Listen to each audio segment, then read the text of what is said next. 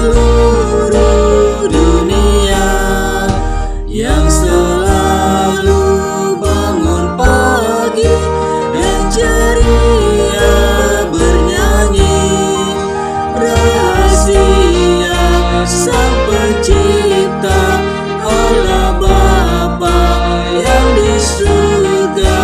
Tiada satu yang terlupa bagi Allah di surga.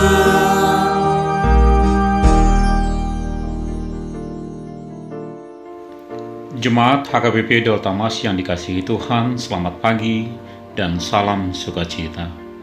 Memasuki penghujung minggu ini, dengan segala aktivitas yang sudah kita lalui, marilah kita rehat sejenak untuk menyegarkan iman kita dengan mendengarkan firman Tuhan.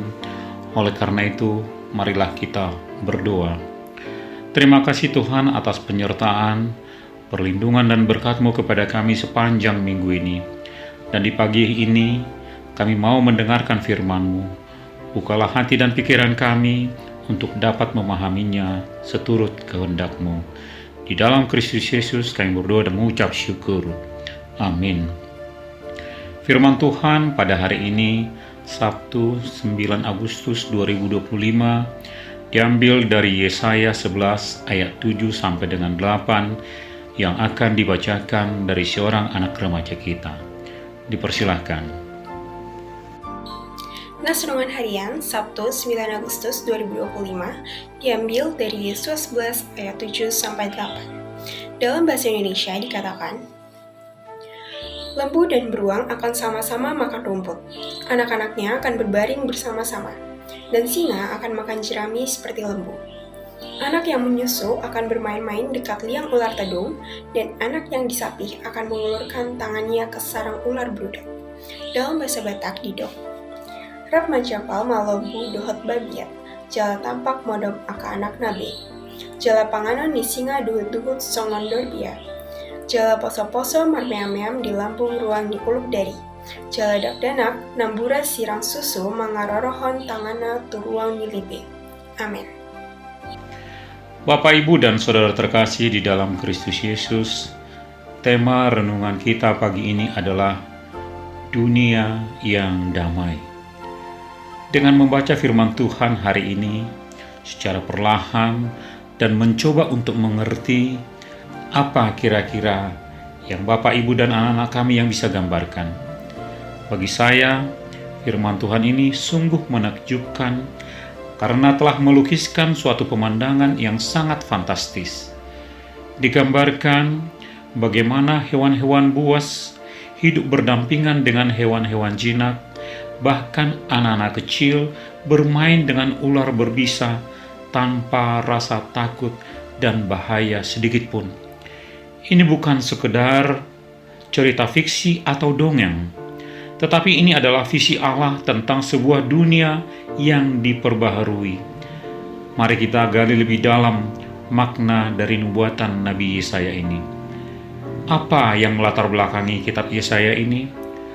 Untuk memahaminya, kita perlu menempatkannya dalam konteks yang benar. Kitab Yesaya ditulis di tengah masa-masa sulit bagi bangsa Israel. Yesaya hidup sekitar abad ke-7 sebelum Masehi, di mana kerajaan Yehuda menghadapi ancaman dari berbagai bangsa besar, terutama Asyur. Ini adalah masa kekacauan politik, ketidakadilan sosial, dan kemunduran spiritual. Bangsa Israel telah melupakan Tuhan, dan akibatnya mereka hidup dalam ketakutan, peperangan, dan penindasan. Dalam kondisi inilah, Yesaya tidak hanya menegur dosa-dosa bangsa Israel, tetapi ia juga memberikan pengharapan. Nats renungan hari ini adalah bagian dari kitab Immanuel yang menjanjikan datangnya seorang Mesias. Pada ayat sebelumnya berbicara tentang seorang tunas dari tunggul Isai, yaitu Yesus Kristus yang akan datang dengan roh hikmat, pengertian, nasihat, keperkasaan, pengenalan, dan takut akan Tuhan. Dia akan menjadi hakim yang adil dan benar. Bapak, Ibu, dan Saudara terkasih di dalam Kristus Yesus, berbicara tentang visi dunia yang damai di dalam Yesaya 11 ayat 6-9 adalah konsekuensi dari pemerintahan Mesias ini. Ini bukan sekadar perdamaian politik, melainkan perdamaian dunia yang seutuhnya. Ketika Mesias datang dan memerintah, seluruh ciptaan akan dipulihkan ke kondisi semula sebelum kejatuhan manusia ke dalam dosa. Nubuatan ini berbicara tentang sebuah dunia di mana tidak ada celaka dan tidak ada yang binasa di seluruh gunungku yang kudus. Kita bisa baca dalam Yesaya 11 ayat 9. Bapak, Ibu, dan Saudara terkasih di dalam Kristus Yesus, apa yang bisa kita petik dari nats renungan hari ini? Di sini saya mencatat ada 3 poin. Yang pertama, adanya visi tentang perdamaian yang sejati. Nats hari ini menggambarkan perdamaian yang sejati. Singa yang secara alami adalah predator akan makan jerami seperti lembu. Ular berbisa yang merupakan simbol bahaya dan kejahatan tidak lagi menjadi ancaman bagi anak-anak kecil. Ini adalah gambaran dari penghapusan permusuhan baik secara alami maupun spiritual. Dunia yang Yesaya gambarkan adalah dunia di mana tidak ada lagi yang menindas dan yang tertindas. Predator dan mangsa hidup berdampingan. Kekuatan tidak lagi digunakan untuk menaklukkan, tetapi untuk melayani. Mari lihat kondisi dunia kita saat ini. Dunia yang penuh dengan permusuhan, konflik antar bangsa, kebencian antar suku dan agama, perdebatan yang memecah belah, bahkan di dalam keluarga kita sendiri. Maraknya tindakan pengerusakan tempat ibadah oleh oknum tertentu. Di tempat kerja ada persaingan yang tidak sehat, terjadi upaya saling sikut dan mengambil muka atasan. Di media sosial ada perundungan dan ujaran kebencian. Kita adalah bagian dari dunia yang masih singa dan domba, tempat di mana yang kuat memangsa yang lemah. Nubuatan Nabi Yesaya ini mengingatkan kita bahwa dunia seperti ini bukanlah kehendak Allah. Tuhan menginginkan perdamaian yang sejati dimulai dari diri dan hati kita sendiri. Yang kedua, perdamaian yang sesungguhnya bersumber dari kehadiran Mesias. Nubuatan ini bukanlah sekadar impian utopis yang mustahil.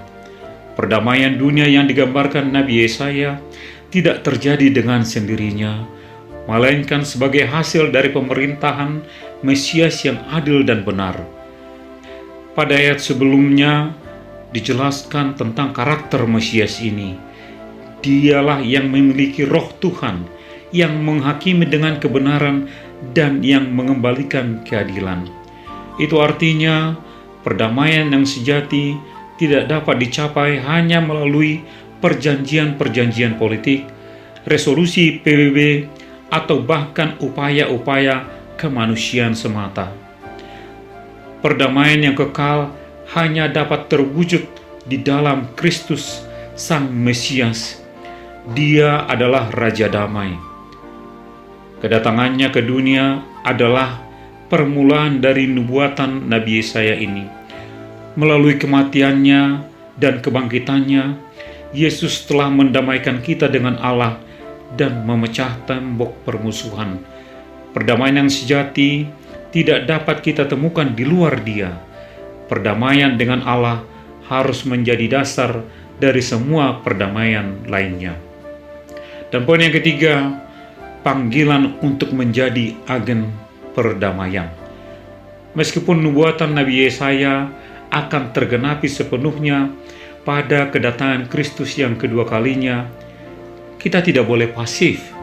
Sebagai pengikut Kristus, kita dipanggil untuk menjadi anak-anak Allah yang membawa damai sebagaimana difirmankan dalam Matius 5 ayat 9. Berbahagialah orang yang membawa damai, karena mereka akan disebut anak-anak Allah. Perdamaian yang sejati dimulai dari hati kita yang telah didamaikan oleh Kristus. Dengan kata lain, kita harus menjadi versi awal dari dunia yang damai yang Yesaya gambarkan.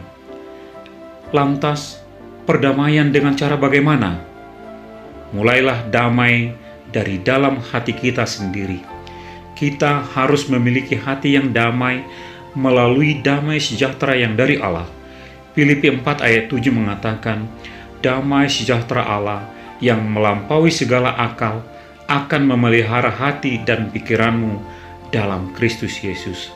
Ini adalah damai yang membuat kita tidak takut, meskipun dunia di sekitar kita penuh dengan kekacauan. Selanjutnya, sesudah damai dari diri sendiri adalah damai dalam keluarga dan komunitas. Kita dipanggil untuk mengampuni, meminta maaf, dan berdamai dengan mereka yang telah menyakiti kita. Jika ada permusuhan dalam keluarga atau komunitas, kita harus menjadi orang pertama yang menjembatani orang-orang yang bertikai untuk masuk dalam perdamaian. Tidak cukup sampai damai dalam keluarga dan komunitas, juga damai di tengah masyarakat. Kita harus memperjuangkan keadilan, kebenaran, dan belas kasihan. Kita harus berdiri melawan ketidakadilan dan penindasan, menjadi suara bagi yang tidak bersuara, dan memberikan pertolongan kepada mereka yang membutuhkan pertolongan. Bapak, Ibu, dan Saudara terkasih di dalam Kristus Yesus, sebagai penutup, nats renungan hari ini bukan hanya tentang dunia yang akan datang, tetapi juga tentang dunia yang sedang kita jalani saat ini. Setiap kali kita mengampuni, setiap kali kita melayani, setiap kali kita berdiri di pihak yang benar, kita sedang mewujudkan sebagian dari visi Allah, visi yang penuh dengan pengharapan. Ini adalah janji Allah bahwa pada akhirnya kejahatan dan permusuhan akan dihapuskan. Predator dan mangsa akan hidup dalam harmoni. Anak-anak Allah akan bermain tanpa ketakutan. Dan semua ini akan terjadi karena Mesias, Yesus Kristus, telah datang dan akan datang kembali untuk kedua kalinya. Marilah kita hidup sebagai umat yang telah didamaikan oleh Kristus dan menjadi agen-agen perdamaiannya di tengah dunia yang masih bergejolak dan semakin rusak ini. Mulailah damai dari diri kita sendiri, keluarga dan komunitas kita, juga di tengah masyarakat, sehingga nama Tuhan semakin dipermuliakan. Marsangapma Debatata. Amin. Mari kita bersatu di dalam doa. Bapa yang kami sembah di dalam Tuhan Yesus Kristus, kami bersyukur atas firman-Mu hari ini yang penuh dengan pengharapan. Kami memohon Roh-Mu untuk mengubah hati kami, sehingga kami dapat menjadi pembawa damai di tengah dunia yang penuh dengan permusuhan ini. Tolonglah kami untuk mengampuni, mengasihi, dan melayani, sehingga visi Allah dapat dimulai dari hidup kami sendiri. Kami berdoa untuk anak-anak kami, berkatilah mereka di semua aktivitas mereka, curahkan hikmat-Mu sehingga mereka menjadi anak-anak terang yang hormat kepada orang tua dan berkenan di hadapan-Mu. Apapun yang menjadi cita-cita mereka, biarlah mereka selalu mengandalkan dan bersandar kepadamu. Berdoa untuk para orang tua yang berjuang membesarkan dan menyekolahkan anak-anaknya. Curahkan berkat-Mu melalui pekerjaan dan usaha mereka. Juga bagi jemaat yang sudah pensiun dan menikmati kebersamaan dengan keluarga besar, kiranya Tuhan berikan kesehatan dan sukacita bagi mereka. Juga untuk setiap jemaat yang merindukan kehadiran anak di tengah keluarga, Tuhan, berkenanlah untuk setiap doa-doa dan permohonan mereka. Berikanlah apa yang menjadi kerinduan besar mereka.